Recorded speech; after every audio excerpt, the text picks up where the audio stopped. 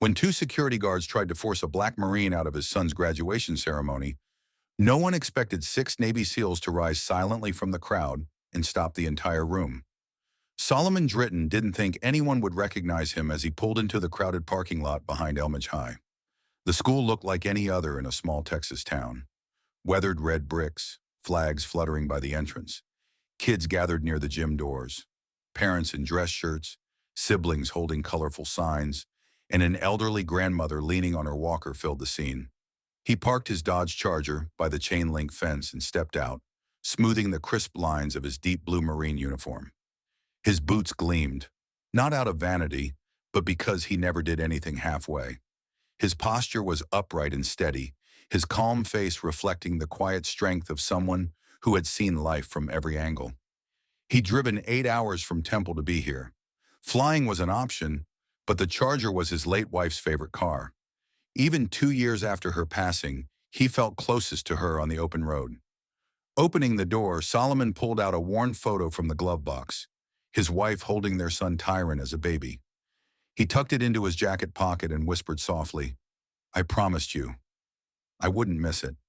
His walk toward the gym entrance was slow and purposeful, every step heavy with feelings he couldn't name, something that lived somewhere between pride and pain.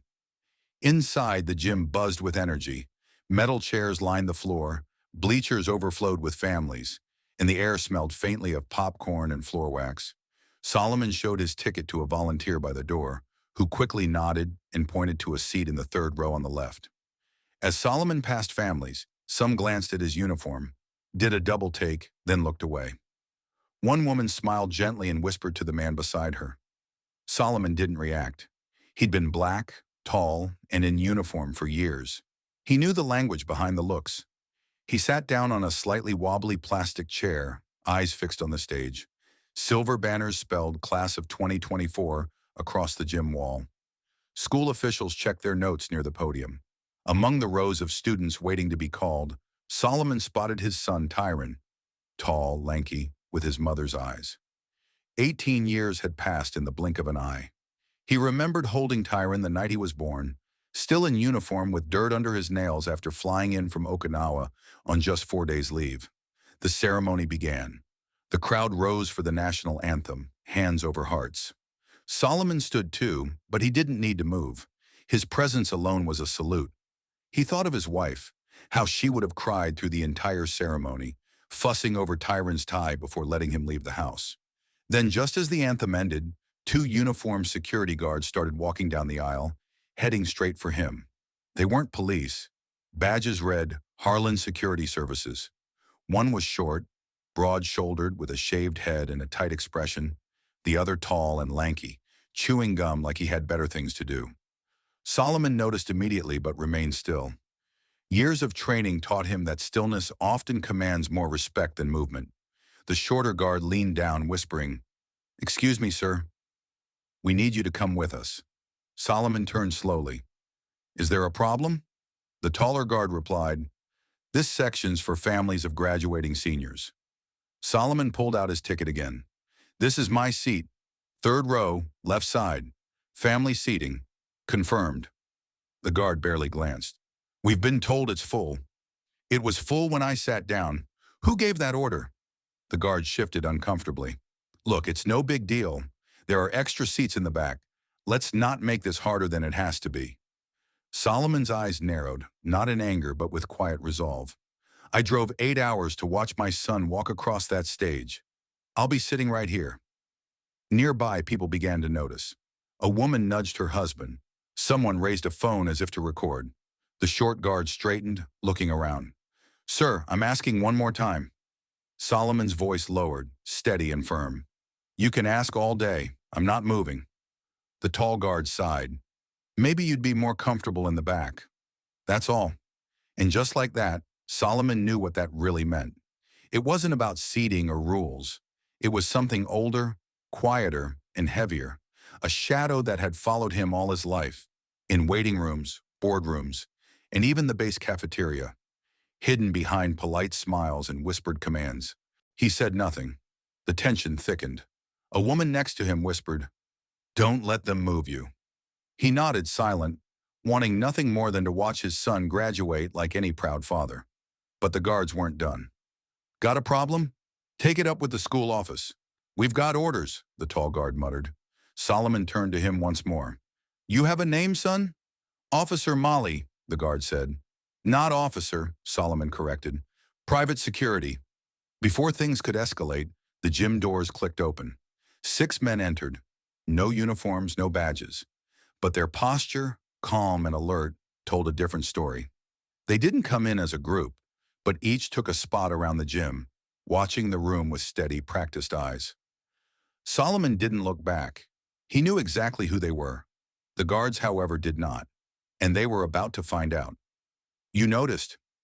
Creed coughed. Solomon grabbed the straps of the fallen soldier beside him, Enrique Stowe, and started pulling. Creed pushed from behind, each inch a struggle. Where's Divas? Solomon shouted. Creed pointed weakly. Left side, under the hood. That's when Solomon saw him. A young SEAL pinned beneath a twisted engine block, his leg trapped tight. He was yelling for help, but too wounded to move. Without hesitation, Solomon said, You stay low and move when I move. Creed nodded, and in that moment, Creed began to understand what real leadership looked like. Solomon sprinted across the rough ground. His foot hit gravel, then bone, but he didn't stop.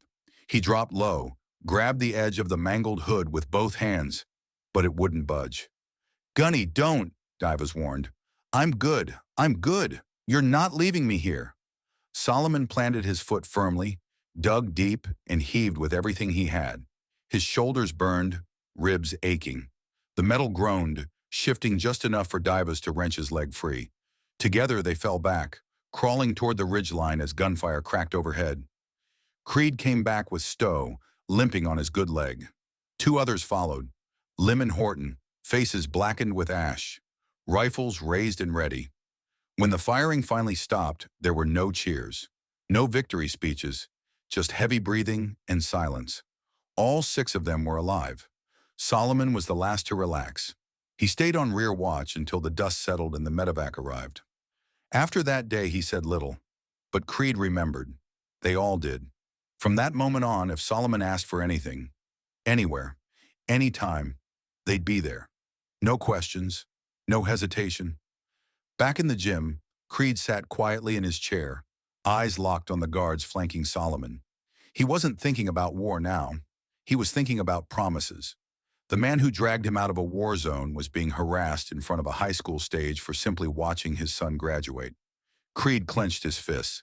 Then Javier Meeks walked in and took a seat 4 rows back. Zachary Wells found a spot along the right side bleachers. No words were exchanged. None were needed. Solomon glanced briefly toward the back of the gym. His eyes met Meeks. That was enough. But the guards didn't understand those looks. Not yet. And the moment they made their next move, they'd learn exactly what kind of trouble they'd stirred. The ceremony went on, at least on the surface. Names were called. Families clapped, some a little too loudly, trying to drown out the tension thickening the air. Eyes once glued to the stage now flicked repeatedly toward the 3rd row on the left, where Solomon sat like a statue, 2 guards looming uncertainly nearby. Garvin, one of the guards, glanced toward the front where a nervous school official mouthed words and gestured subtly at the guards. Garvin shook his head. He wasn't ready to back down. He'd started something, and his ego refused to quit. Molly shifted his weight uneasily, chewing gum harder, but he stayed put. Sir, Garvin said again, louder this time, this is your last warning. Solomon didn't move. To do what exactly? Garvin stepped forward, belt brushing Solomon's knee. To stop making a scene. We don't want trouble. Just move to the back. Solomon turned his head, meeting Garvin's eyes. You're the only one causing trouble here. Garvin's nostrils flared. Then it slipped out. You think wearing that uniform makes you better than everyone else? This is a high school, not your base. A hush fell over the crowd around them. A little girl stopped squirming. A father froze mid-zoom on his camera. Even Molly took a half step back, the words landing heavier than expected. Solomon didn't flinch. He took a steady breath, not to calm himself, but to stay rooted. You need to walk away. Garvin didn't. Instead, His hand dropped to the front of his belt. Not quite on a weapon, but close enough to feel threatening. That's when Creed stood up. No yelling, no posturing. He stepped calmly into the aisle, focused. The gym fell near silent. "If you touch him," Creed said clearly, "you'll answer to me." Garvin turned his head sharply. "And who the hell are you?" Creed took a deliberate step forward. "The man telling you this ends right now." A school board member noticed and whispered urgently to the principal. An assistant principal rose and started moving toward the back, likely calling for backup on her walkie. The staff realized this wouldn't die down quietly. More SEALs stood up, scattered across the room. No formation, no signal, just instinct. Now all 6 were standing. Garvin looked around, realizing they weren't facing just some angry parent. These men didn't fidget or shift nervously. Their presence filled the room like a storm about to break. Creed stepped closer. "You've got 2 choices. Walk away now, or watch this go somewhere you don't want." Molly's voice finally broke, shaky. "Let's just back off, man." Garvin hesitated. Solomon spoke, not to Garvin but to Creed, low and calm. "Don't waste your breath." He already made his choice. Creed didn't smile. He lowered his voice one last time. "Don't mistake silence for weakness." Finally, Garvin stepped back. Just enough. His hand dropped away from his belt. His face burned, but he was outnumbered and outclassed. The principal appeared near the aisle, whispering firmly to the guards, sending them quietly toward the back exit. They didn't look at anyone as they left. Solomon exhaled slowly, steady. Creed sat back down without a word. All 6 SEALs remained standing, their presence a silent statement. Tyron Drayton watched everything from the lineup of students, hands clenched at his sides. Tyron was near the center of the graduating class, standing between a girl with bright braids and a boy whose gown slipped off his shoulders. They tried to focus on the ceremony, laughing nervously, checking name cards, pretending the world was normal. But Tyron's world wasn't. He'd seen the guards approach his father the moment the anthem ended. At first, he thought it was routine. Maybe they were helping someone find a seat, but something in his chest told him otherwise. He saw the way his dad sat, still, composed, locked in. That look was familiar. The same steel-faced expression Solomon wore the day Tyron came home at 12, crying from a cruel word at school. His dad hadn't raised his voice then either, just sat, unyielding. Tyron kept his eyes on the scene. From where he stood, he couldn't hear the words, but the body language was clear. Guards standing too close, his father calm but unyielding, then a tall man in a dark coat standing up, stepping between the guards in the row. Tyron knew that wasn't just some parent. That man knew his father. The way he moved, protective, purposeful, made it clear. He wasn't here for drama. He was here for Solomon Drayton. Then another man stood, then another. It wasn't loud, but the temperature in the room shifted. Everyone watched. Tyron's heart beat faster. Not fear, something else. Pride, fire. He'd grown up hearing fragments of his dad's service stories. Not the brutal parts, just pieces. A buddy who sent Christmas cards every year, a scar from somewhere out in the dust. A locked box in the garage labeled Kandahar. He'd never known the names or faces, but now they were here, standing like they'd waited for this moment, like they never stopped having his dad's back. Tyron blinked hard, pushing down the sting behind his eyes. He didn't want to cry. Not here, not now. The line moved forward. A few names were called. The clapping resumed, hesitant at first, like someone pressed play again after a pause. But the room wasn't the same. The energy had shifted. It wasn't about balloons or banners anymore. It was about respect. An assistant principal tapped Tyron's shoulder, whispering something he didn't hear. He just nodded. The student next to him leaned over and whispered, "That's your dad?" Tyron didn't answer. He didn't have to. The whole gym had seen. Now everyone in that building understood what kind of man Solomon Drayton was. Creed remained standing, eyes never leaving Solomon. Still seated in the same plastic chair, hands folded in his lap, eyes fixed on the stage as if nothing had happened. But something had. The other SEALs stayed on their feet too. Not posturing, just present. Their silence spoke louder than any microphone ever could. A few parents clapped louder now with each name called, as if trying to make up for the tension that had settled earlier. The gym had become a living thing, stirred awake by injustice, held steady by the weight of honor. Solomon sat quietly, neither defiant nor bitter, just fully present, a father witnessing his son take one more step into adulthood. Yet the moment that would truly break through all the noise was still ahead. When Tyrone's name was finally called, no one in the room could pretend anymore. The line of graduates moved faster now.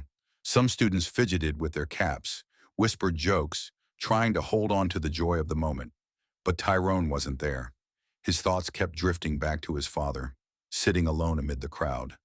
Faces all around him, yet utterly centered, as if that chair had been made just for him. There was something in the way Solomon carried himself. Calm, quiet, unshakable. And something about the way those men, warriors all, stood up around him without being told. For the first time, Tyrone grasped the full weight his father bore. Sure, he'd seen the medals in the old wooden box, the folded flag on the shelf, the photos, but those were just symbols, silent relics. Today they were alive.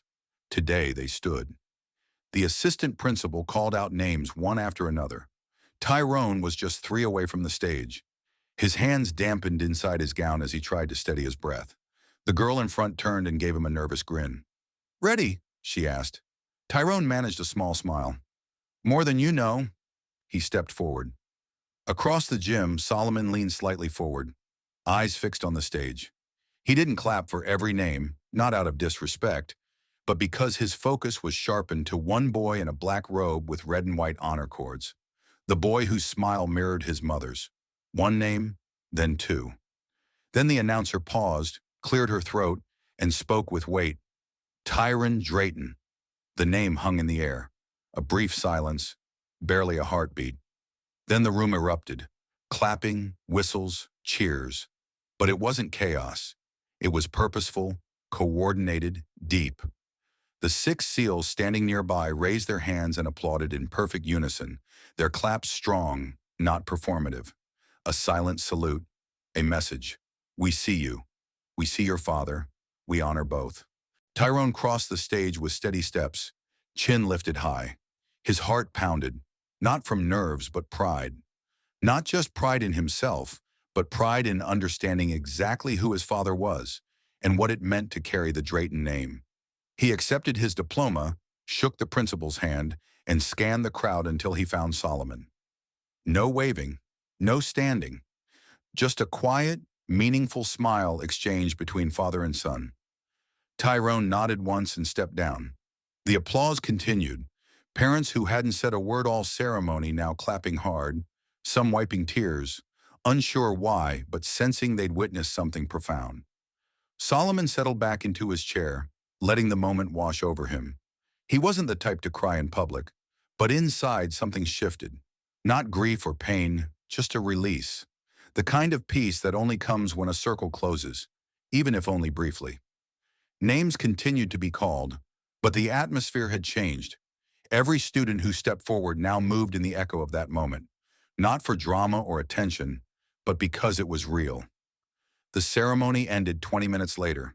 Caps flew, cheers filled the air, and the crowd surged toward the exits. Solomon stayed seated for a while, absorbing the sounds, the colors of gowns rushing by. His eyes followed Tyrone as he disappeared into the hallway, greeted by classmates. High fives, hugs amid the chaos. But Tyrone turned once, just once, and looked back. Solomon caught it, a glance that asked, "Did you see me?" His father's eyes answered before words could. Every second, the crowd thinned. Solomon stretched, the weight of sitting finally pressing down. Creed approached, nodding toward the exit. "You okay?" Creed asked. Solomon nodded. "I've been through worse." Creed gave a small smile. "Still shouldn't have happened." "No, it shouldn't." Javier Meeks joined them. "We tried to stay low-key, but when that guy put his hand near his belt..." Solomon raised a hand gently. "You all did what needed to be done. That was enough." The 3 men stood in silence as the noise faded. Solomon finally said, "I want to see my boy outside." The sun blazed on the concrete, shadows stretching from the bleachers across the parking lot. Students gathered in groups, posing for photos, tossing caps, calling out to family. Tyrone stood near the flagpole, gown half unzipped, diploma folder in one hand, phone in the other. When Solomon approached, Tyrone stopped mid-conversation. The crowd blurred around them. They met halfway. "Are you okay?" Tyrone asked. Solomon nodded. "You?" "Yeah," Tyrone said, looking down briefly. "They tried to move you." "I know." Tyrone's jaw tightened. "I was ready to walk off that stage, Dad. I swear I was 2 seconds from saying something." Solomon placed a hand on his son's shoulder. "And that's exactly why you didn't." Tyrone looked up. "What do you mean?" "Because you knew I could handle it. And because you handled your moment like a man, you didn't let anyone take it from you." Tyrone held his breath. "Who were those men who stood up?" he asked. Solomon glanced behind him. The 6 SEALs were gathered near the exit, quietly watching. "They're men I bled with. Men who know what loyalty means. Men who don't forget." Tyrone nodded slowly. "That was powerful." "It was necessary," Solomon said. "Sometimes silence is louder than shouting. Sometimes standing tall without words says more than 1,000 speeches." For a moment, neither spoke. Then Tyrone smiled. "You gonna tell me those war stories now?" Solomon chuckled. "Some of them. You're old enough for the real parts now." They stood side by side, not just father and son, but 2 men bound by something unspoken. Creed raised a hand, not a wave, but a salute of respect. Tyrone returned it without hesitation. The sun climbed higher, but for the Draytons, time moved differently now. One last moment remained. Most of the crowd had gone when Solomon and Tyrone walked back to the parking lot. A few families lingered, laughing around folding chairs, packing cars with flowers and gifts. The buzz had softened. The light turned golden. Solomon unlocked the Charger, the same car his wife once drove to parent-teacher meetings and weekend trips. Tyrone paused at the passenger door, tracing a scratch near the handle. "She would have been screaming the loudest today," he said softly. Solomon smiled, managing a grin. "She would have made you retake every photo until your smile was perfect." They climbed in, shutting out the world. The car, warmed by the sun, felt like a quiet sanctuary for a few breaths. Tyrone turned to his father. "I gotta ask, why didn't you say anything to those guards? You just sat there." Solomon tapped the steering wheel, then looked at him. "Because I don't have to stand up for who I am, and I don't need to raise my voice to be heard." Tyrone stared out the window, chewing on that. "You know how many times in my life I've had to choose between letting something slide or blowing it up? That moment today, what those men tried, it wasn't new. But how we respond, that's what defines us." "But they disrespected you," Tyrone said. "Yes, and everyone saw it. But they also saw the truth. They saw 6 men who had every reason to be elsewhere stand up. Not because I asked, but because they knew what that moment meant." Tyrone sat with those words. "Son," Solomon said, "life will hand you 100 chances to react with anger. Sometimes anger is justified, but most times silence cuts deeper. Dignity lasts longer. That's what people remember." He reached into his jacket and pulled out a folded photo, the one of Tyrone as a baby, cradled by his late mother. "I carried this with me through Kandahar, through losing your mom, and today. Not because it gives me strength, but because it reminds me what's worth protecting." Tyrone's voice dropped.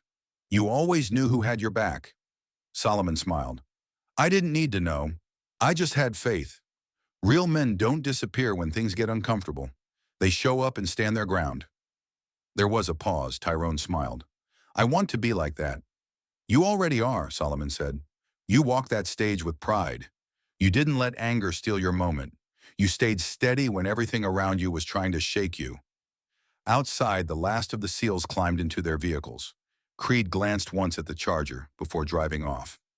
Solomon nodded. No words, just a quiet acknowledgement of something lasting. Tyrone leaned back in his seat. "So what now?"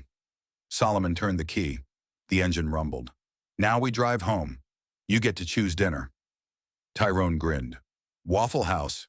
Solomon chuckled. "Of course." They pulled out of the lot, leaving the school behind.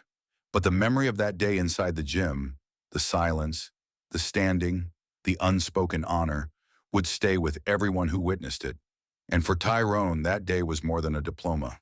It was the moment he realized manhood isn't about noise, but about how you carry yourself when the world stops watching. Some shout to be seen, others sit quietly and are never forgotten.